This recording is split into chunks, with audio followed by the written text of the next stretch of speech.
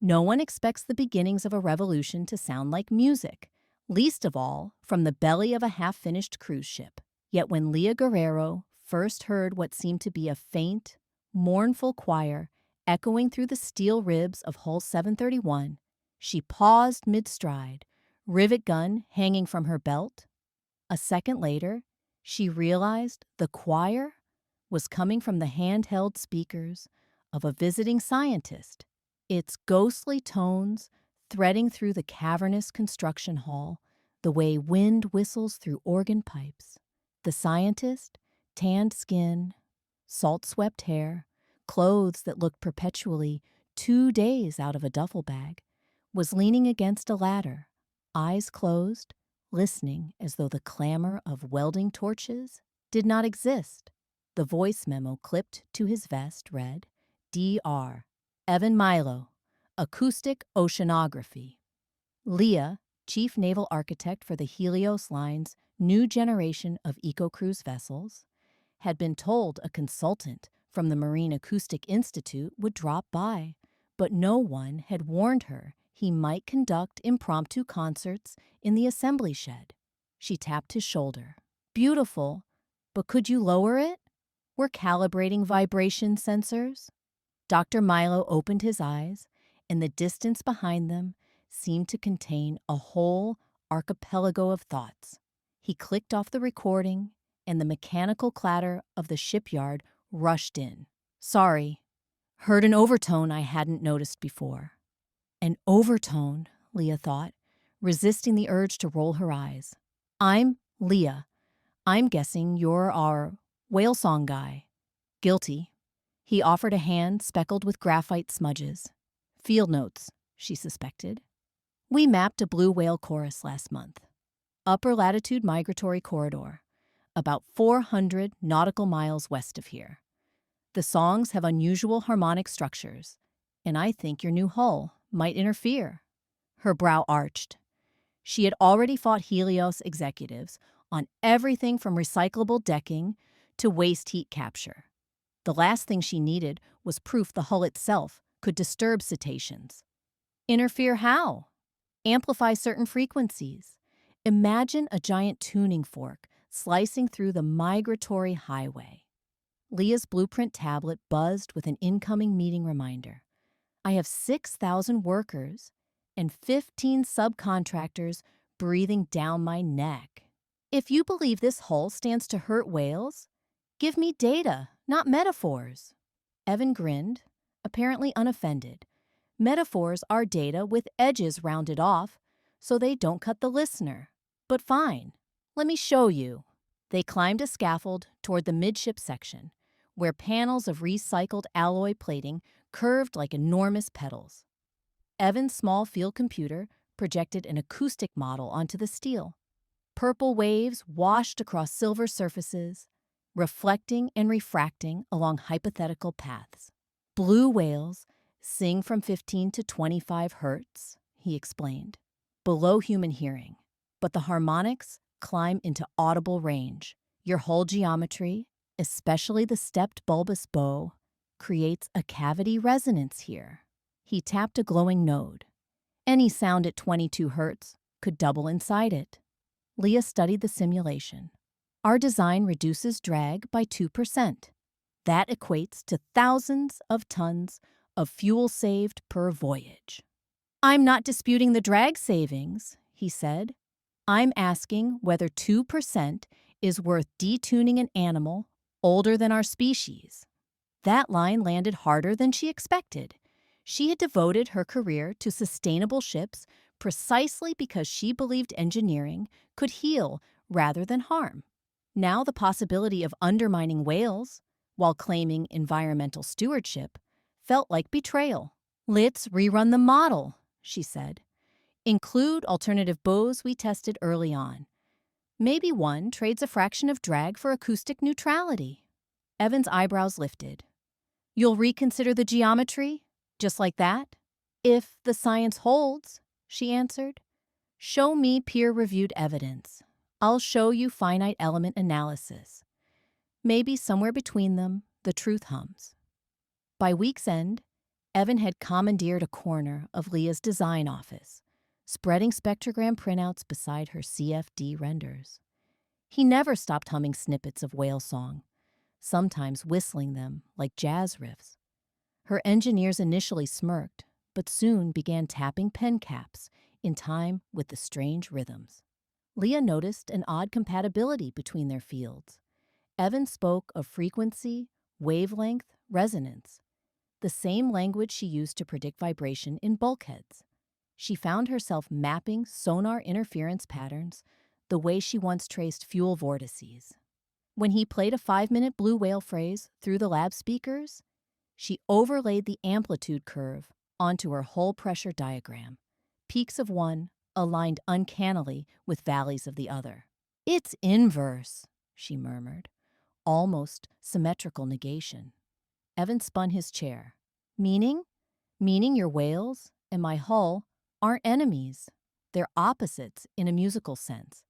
If we shape the bow to match their antiphase, the interference could cancel sound instead of amplifying it. Active noise control by geometry," he breathed, like a massive tuning fork that hushes itself. They worked 14-hour days, caffeinated on espresso pods, in the thrill of discovery. Leah's primary concern, deadlines, quietly dissolved. Innovation bent time around them. By the end of the second week, they had drafted a modified bow with fractal textured surfaces designed to scatter infrasonic energy.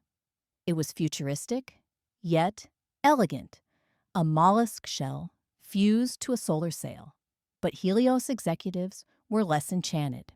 At an emergency design review, the CFO jabbed a laser pointer at the render. "This is not the approved hull. Tooling costs alone would explode." "You'd recoup tooling in marketing goodwill," Evan countered. He was technically a guest, but passion made him brazen. "Imagine launching the world's first whale-friendly cruise ship." Marketing VP Arlene Cho looked intrigued. The CFO did not. Helios had just secured green finance tax credits for the original design. Bureaucracy hates pivoting. Leah inhaled, steadying her voice. "Our simulations show the fractal bow further reduces drag by 0.5%, despite earlier concerns. Fuel savings offset half the tooling increase over 5 years. Factor in intangible brand value, and payback shrinks to 3. CFO Kwan folded his arms. "Provide third-party verification, and we'll revisit." That translated to, "You've bought temporary breathing room, but only data can rent a future." Outside the glass conference room, Evan exhaled. "Feels like swimming upslope." "Try designing ships during an oil boom," Leah replied. "Compared to that, Helios is Greenpeace." She realized how comfortable she had grown with his presence, the way he perched on her drafting stool, solving problems in the key of B-flat, the way her mind stretched differently when he challenged her assumptions. She felt both anchored and buoyed. "So," he said, "how do we get third-party verification?" Leah handed him a hard hat. "We sail a model into open water and listen." The test platform, nicknamed Little Harmony, was a 40-meter scale model driven by electric pods. Helios allowed them a 4-day trial window in the migration corridor, provided they embedded a social media videographer to generate green tech buzz. Evan groaned at the ring light interviews, but Leah accepted the bargain. Attention was currency. They launched at dawn. Fog lay over the sea like breath on glass. Evan's acoustic hydrophones unspooled into depths where the real singers roamed. Leah's drones traced the model's wake, capturing pressure fields with LiDAR. An hour in, Evan beckoned her to the monitoring console. "Listen." She slid on headphones. The ocean's low-frequency murmur filled her skull. Then, weaving through it, resonant pulses at 22 hertz, the frequency he'd warned of, surged, collided, and faded. The fractal bow broke them up like sunlight through stained glass. It worked. She grinned so broadly her cheeks hurt. Packet lost for whale disturbance, she joked. Evan's returning smile was softer. That's one way to phrase salvation. A sudden bellow, deep, jubilant, vibrated the hydrophone array. The sound graph lit up gold. Evan straightened, eyes huge. That's a male blue within 2 kilometers. Timing suggests he's responding to our hull's cancellation field. You mean he can hear quieter water? In a sense. We've carved a silence that invites him. Leah's heart pounded. Years of blueprint battles never felt this alive. They stood together on the aft deck, fog lifting, waiting. And then the whale surfaced. A 30-meter cobalt mountain erupted amid the gentle swell, exhaling a geyser. The shipyard, the boardrooms, vanished from her mind. She was witness to something primeval, yet immediate, living proof their collaboration mattered. Evan whispered, "Sometimes they call only once to test the line. If we answer, they answer back." Blue whales seldom linger near vessels, but this one cruised parallel, barnacled flukes cutting the sea in slow arcs. The videographer, once annoyed by technical jargon, forgot her script and filmed in awestruck silence. Leah leaned over the rail, tears unexpected in the wind. It occurred to her that the whale was not simply accepting the ship. He was harmonizing with it, as though the boundary between engineered and organic had blurred. When the whale finally dove, leaving a spiraling ring of turquoise footprints, Evan squeezed her shoulder. No words were necessary. Back on land, the data spoke clearly. The fractal bow emitted 30% less infrasonic amplification than any comparable hull. Open-source mathematicians on 2 continents confirmed the algorithms. Journalists dubbed Little Harmony the vessel that sings in reverse. CFO Kwan still balked at upfront costs, but global buzz forced his hand. Pre-orders spiked. Investors smelled visionary branding. The new design received green light. Construction resumed with feverish momentum. Leah's team generated fabrication blueprints, while Evan collaborated on onboard acoustic sensors to maintain real-time tune-ups. He had extended his consultancy into an indefinite partnership. Neither mentioned how easily professional closeness had become personal. Yet employees noticed the almost subliminal rhythm to their daily routine. Her pen scratching across schematics, his knuckles drumming whale tempos on the desk, the 2 lines converging in a quiet chord of camaraderie that felt suspiciously like intimacy. Still, progress faced one last squall: hurricane season. The inaugural voyage was scheduled to depart New Brighton Harbor in 8 weeks, just as tropical storms brewed along the trade routes.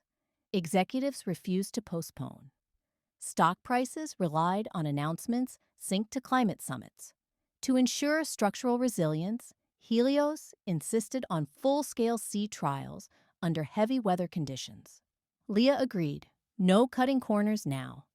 Evan also petitioned to observe how the fractal bow handled storm-generated infrasound, which overlapped whale frequencies. If resonance cancellation failed, the hull might experience singular vibrational stresses.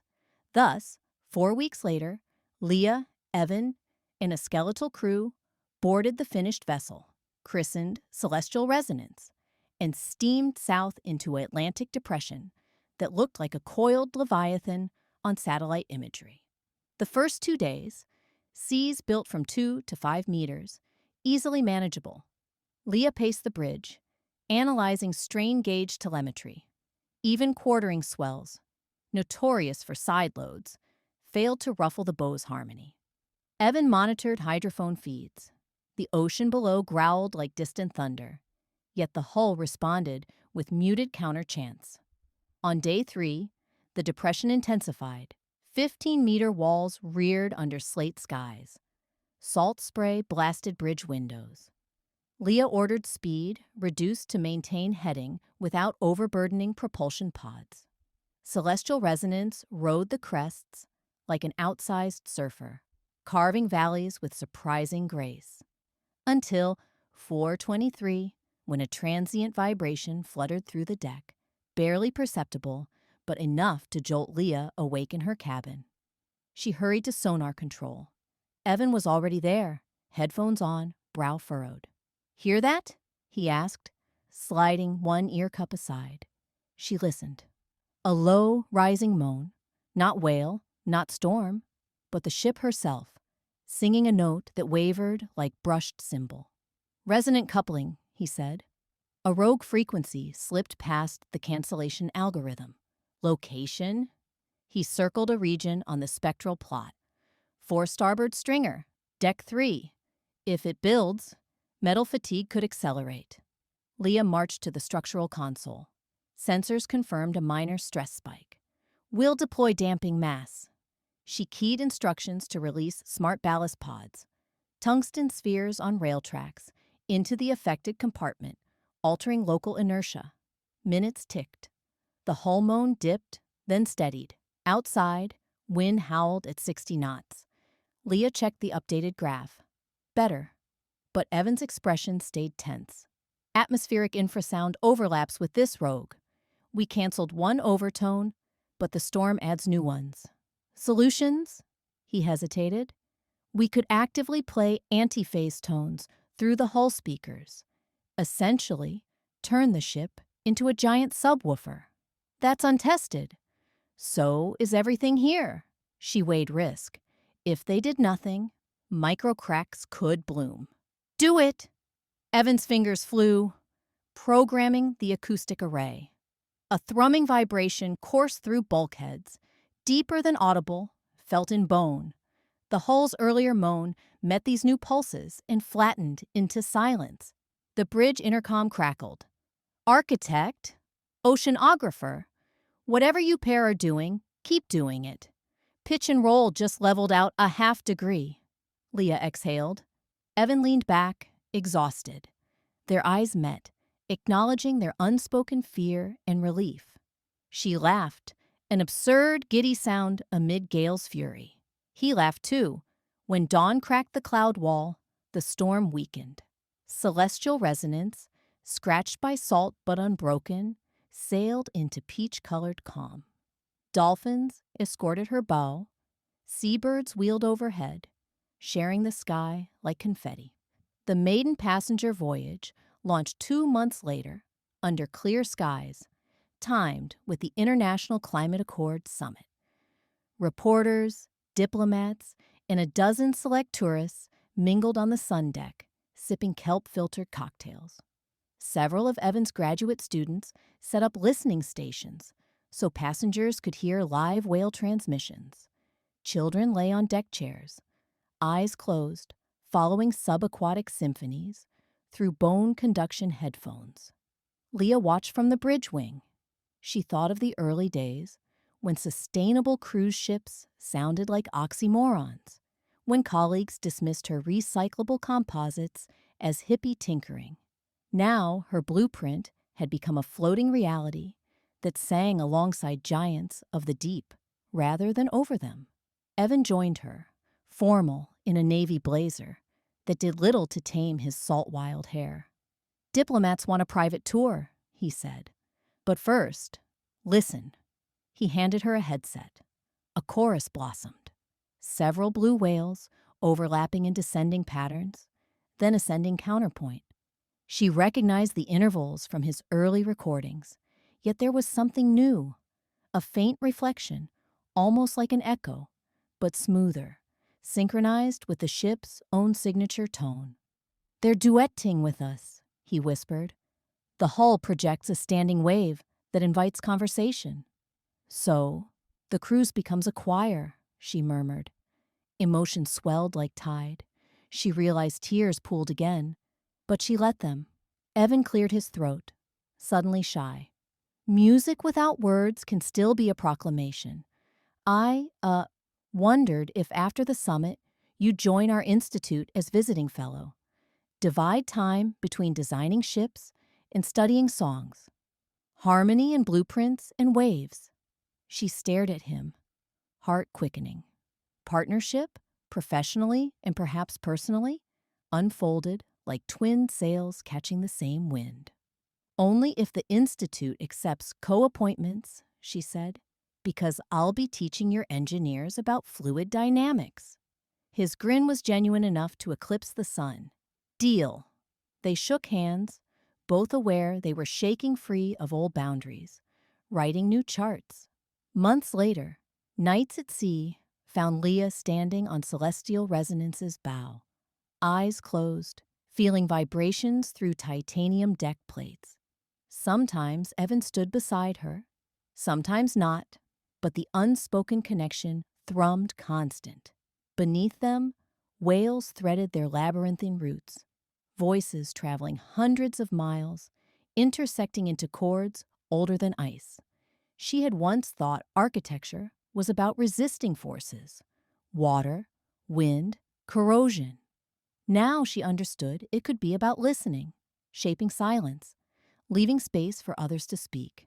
She imagined future fleets, ships whose wakes regenerated plankton, whose hulls absorbed carbon, whose engines hummed in keys chosen not for convenience, but communion. The idea no longer felt like utopia. It vibrated in the present tense, singing a promise the ocean had already begun to answer. The horizon melted into velvet blue. Somewhere, a distant whale plunged, and the ship answered with a hush so profound it was nearly music. And Leah, naval architect, co-composer of steel and song, allowed the harmony to carry her forward through currents known and unknown toward a world remade in resonance.